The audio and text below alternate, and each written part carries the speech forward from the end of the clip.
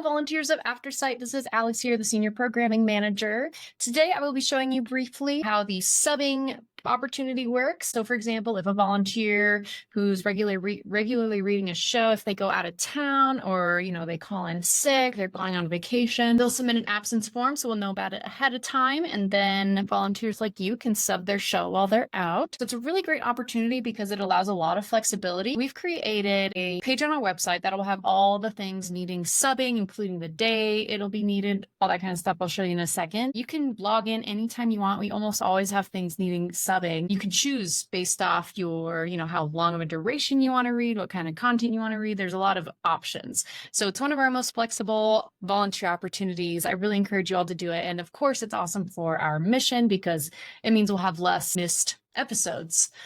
So I'll show you real quick how to participate in this. So you don't need to sign up or anything as long as you are an approved volunteer already that's passed your audition. So if you're doing another assignment already, you're good. You're cleared to do this one. So I'm going to start. So you should be familiar here with the volunteer portal dashboard. So this is where you log hours, turn in your files. So from here, you're going to go to more actions and you're going to click substitute a show. So then you'll be brought to the substitute a show page.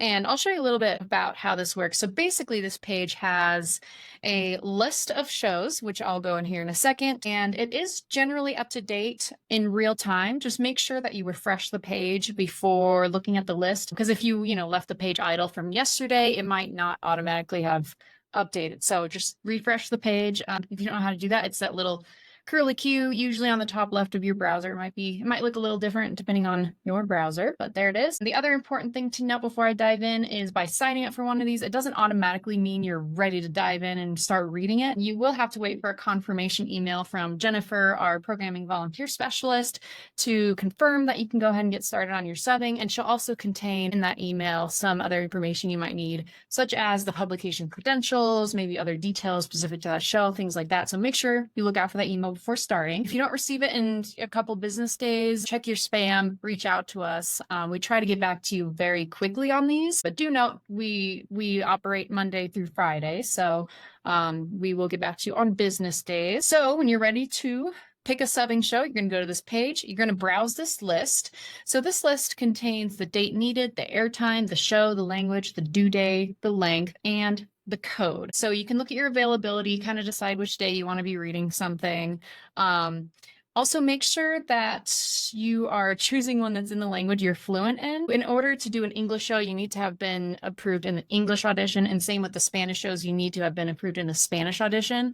So don't flip-flop unless you've been approved to do so, because we only want fluent speakers of both languages reading both shows. And then, of course, the length duration. So if you don't want to do a super long show, just avoid these 54-minute options. We do have some 24-minute options as well. So here's where the code comes in. So let's say I want to do the Grand Junction Sentinel on Saturday. So I'm going to take a look at this code. I'm just going to copy and paste it. And then you're going to scroll down. Here's where you sign up. So I'm going to put my name. I'm putting test in just so we know. And then the show code. So GJSS. Obviously, make sure you match it with the slot you want. You're going to click submit. So right when you click submit, Jennifer is going to get an email about your request to sub a show, and she'll try to get back to you as soon as possible with any other details. So just hang tight, wait for that email. Once you get the email, go ahead and follow her directions, record the show. When you're ready to turn it in, you're going to go back to the volunteer portal dashboard as you are used to. Make sure you log your hours as normal. Put the code of the show you subbed in your hour submission. So in this case, it'd be GJSS, even if that's not my regular show. And then to turn it in, same thing as your usual file, but there's going to be a couple critical differences that I want you to pay attention to. So when you're ready to turn in, click turn in file as usual, log into your account. I'm just going to log into a test account here, and everyone's portal account looks a little bit different depending on what you're reading, but everyone has the side panel here. It might say my files and ZZ other audio. It might have your publication names if you have some regular assignments. Don't worry too much if it looks different than this. The most important thing is that you have ZZ other audio. So when you're turning in your sub files, make super sure that you're turning it into ZZ other audio and not into your other folders. Otherwise it will air as your other show and it won't air properly, and it just causes all sorts of problems. So how you're going to make sure you do that is when you log in, make sure that you click ZZ Other Audio first before uploading a file. So make sure it's highlighted as you can see here.